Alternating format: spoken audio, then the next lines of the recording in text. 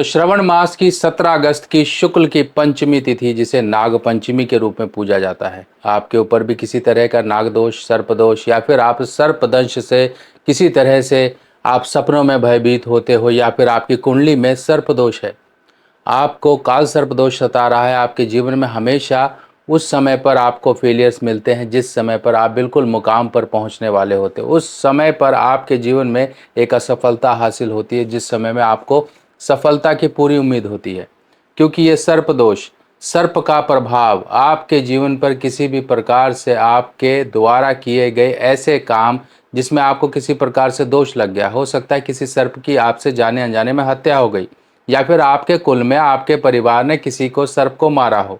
अब वो दोष, वो जो श्राप है आपके ऊपर पीढ़ी दर पीढ़ी चलता है। किस तरह से ये सर्प दोष का निवारण हम 17 अगस्त की नाग पंचमी को कर सकते हैं। तो नाग नाग क्यों इतने शक्तिशाली हैं? नागों की शक्ति तो देवताओं से ही आप पूछ लीजिए, क्योंकि देवताओं को ही देख सकते हैं आप। महादेव के गले में किस तरह से वासुकी एक तरह से श्रृंगार किए हुए उनके गले में इस तरह से सुशोभित हैं, और श्री हरि विष्णु जी की शैया जो है, देखिए किस तरह से नाग देवता वहाँ पर आपको दिखेंगे। और अगर हम धरती की बात करें, इस धरती का बोझ जो है किसने संभाला हुआ है? वो भी नाग देवता यानी कि शेष नाग ने संभाला हुआ है। तो ये जो नागों की शक्ति है ना, बहुत ही स्ट्रांग है। और ये नाग कैसे आपके जीवन की, कहते हैं कि जीवन में जहर घोल रहे हैं या अमृत आपको दे रहे हैं, नागमणि दे रहे हैं, वो आपके ऊपर है। आपको क्या चाहिए दोनों में से, नागमणि या जहर? अगर जहर जीवन में घुला है तो नाग पंचमी के इस प्रयोगों से आपके जीवन से सब जहर बाहर होकर आपको कृपा मिल सकती है, क्योंकि सर्प एक तरह से प्रोटेक्शन करते हैं। सर्प की अगर हम बात करें, सर्प पूजनीय है, और सर्प की प्रोटेक्शन अगर आपको मिल गई तो इस तरह से प्रोटेक्शन होगी आपकी, जिस तरह से एक गड़ा हुआ धन सर्पों की कुंडली से प्रोटेक्टेड होता है, इस तरह से आप भी प्रोटेक्टेड, सुरक्षित रहोगे। चलिए समझते हैं नाग पंचमी के वो स्पेशल प्रयोग जो आपको करने हैं, सर्प दोष से आपको मुक्ति दिलाएंगे। तो हर हर महादेव। सावन का महीना चल रहा है, और श्रवण के इस महीने में सावन कहें या श्रवण कहें, देखिए इस समय में श्रवण करना होता है। श्रवण मतलब सुनना होता है। क्या सुनना है? श्री हरि विष्णु। और आप जितना भी ध्यान कर्म और ये पूजा पाठ जप ये करेंगे ना, उसका अनंत गुना फल इस जो है श्रवण मास में प्राप्त होता है। अब आपको कई बार, देखो कुछ लक्षण मैं बताता हूँ। कई बार आप गाड़ी से जा रहे हैं, हो सकता है आपकी गाड़ी से कोई सर्प की मृत्यु हो गई, सर्प आपकी गाड़ी से मारा गया। अब आप प्रायश्चित के रूप में उस सर्प का जो भी है कि भाई उसको मुक्ति मिल जाए, मुझसे वो मारा गया, आपके अंदर एक गिलानी पैदा हो जाएगी। वो गिलानी आपको चैन से नहीं जीने देगी कि मेरे से सर्प मारा गया। अब कई बार क्या होता है कि पहले के समय में अगर हम देखें तो घर परिवार में कोई एक ऐसा सर्प होता है जो कि बहुत लंबे समय से रह रहा होता है, फिर बाद में आने वाली पीढ़ी उसको मार देती है। मकान बनाने शुरू किया, मकान तोड़ा, पुराना मकान तोड़ा तो वो सर्प निकला और लोगों ने मार दिया। अब वो सर्प आपका कुल का था, यानी कि आपके कुल को सुरक्षित कर रहा था, आपने उसी को मार दिया। अब इसके कारण वो दोष आपके ऊपर आ गया। अब आने वाली पीढ़ी उस दोष से ग्रसित रहेगी। कुंडली में ये सर्प दोष दिखता है। कैसे दिखता है? सर्प को राहु कहा गया है। आपकी कुंडली में चंद्रमा के साथ राहु हैं, आपकी कुंडली में पहले घर में राहु हैं, चौथे घर में राहु हैं, सूर्य के साथ राहु हैं, बृहस्पति के साथ राहु हैं, तो आपके ऊपर सर्प दोष दिखेगा। और ये अगर आपकी कुंडली में जो है दूसरे घर में, पांचवें घर में, नौवें घर में या 12वें घर में अगर राहु बैठे हैं, तो ये सर्प दोष आपको जो मिला है आपके पूर्वजों द्वारा मिला है। कैसे मिला है? पूर्वजों द्वारा किसी ऐसे सर्प की हत्या हो गई है, किसी ऐसे सर्प को मारा गया जो आपके कुल की, आपके खानदान की, आपकी पीढ़ी की रक्षा कर रहा था। क्योंकि सांप को रक्षक कहा गया है। जिस प्रकार योग निद्रा में श्री हरि विष्णु जी सो रहे होते हैं, तब शेष नाग उनको देखो किस तरह से प्रोटेक्शन दे रहा है। जिस समय में कंस की कारावास से जो है श्री कृष्ण जी को लेकर जाया गया, उस समय पर नाग कालिया ने यमुना जी में किस तरह से उनको प्रोटेक्शन दी। अब ये प्रोटेक्शन हर समय पर मिलती है। अगर हम बात करें सर्प की, तो सर्प योनि जो होती है, ये एक ऐसी सर्पों के, अगर हम बात करें सर्प योनि के जो सर्प थे बहुत सारे थे। अगर हम बात करें तो लगभग इनके 100 तरह की प्रजातियां और 100 तरह के वो थी इनकी योनियां, यानी कि 100 तरह की ये वो थे। तो 100 तरह के थे, पर ये जो हैं खत्म हो गए। कुछ जो है अर्जुन के द्वारा हो गए, कुछ जब उस समय पर राजा जनमेय जी के द्वारा हवन यज्ञ कराया गया, एक महायज्ञ जिसमें सभी सर्प आकर गिर गए, तो उसमें से अष्ट सर्प जो हैं 8 तरह के जो कुल हैं सर्पों के, वो बच गए।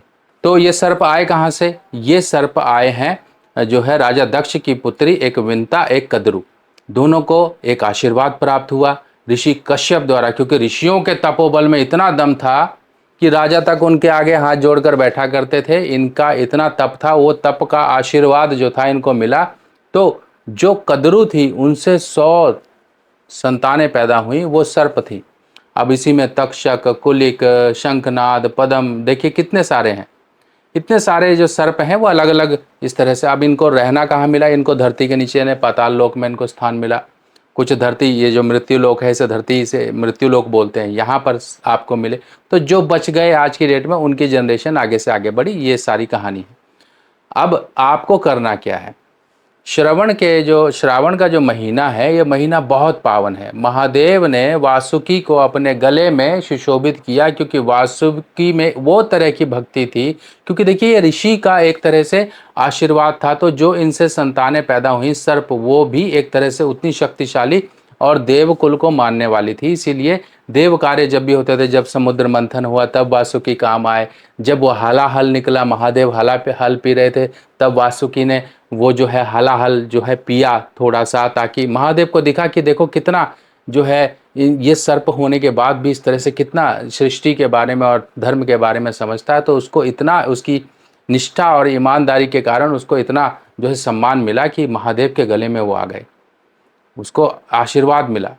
तो इसीलिए सर्पों का पूजन होता है। सर्पों को हल्के में मत लीजिए। इतनी प्रजातियां हैं, इतनी हमारी जनजातियां हैं। जैसे नागा आप देख लीजिए, आप सिक्किम की तरफ देख लीजिए, मणिमाल की तरफ देख लीजिए, साउथ इंडिया की तरफ देख लीजिए, कहीं भी देख लीजिए सर्पों को पूजा जाता है। यहाँ तक कि इंडिया क्या, अब्रॉड तक पूजते हैं।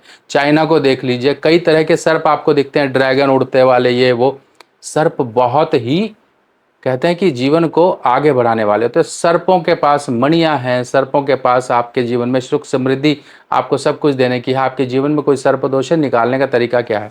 आपको पीतल के या फिर तांबे के बड़े से नाग देवता खरीदने हैं।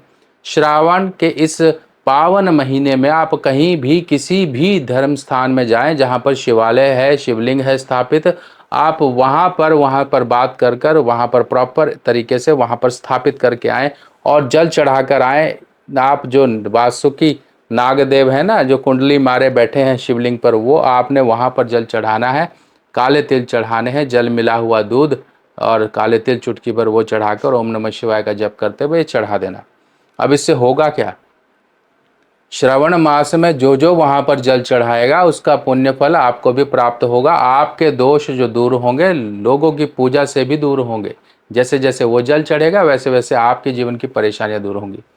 तो ये सब परेशानियां आप देखिए, सर्प दोष, ये सर्प राहु कैसा है, राहु आपको परेशानियां कितनी दे रहा है, इसके लिए अगर आप जानना चाहते हैं तो राहु गोचर रिपोर्ट ये बनवा लीजिए, क्योंकि हम आपके लिए स्पेशल मौक़ों पर रिपोर्ट्स लेकर आते हैं। तो ये रिपोर्ट क्या होगी, इसमें आपके सवाल का जवाब होगा। इसमें एक सवाल का जवाब होगा, शादी नहीं हो रही, मैरिज, हेल्थ या कुछ भी पूछ सकते हो।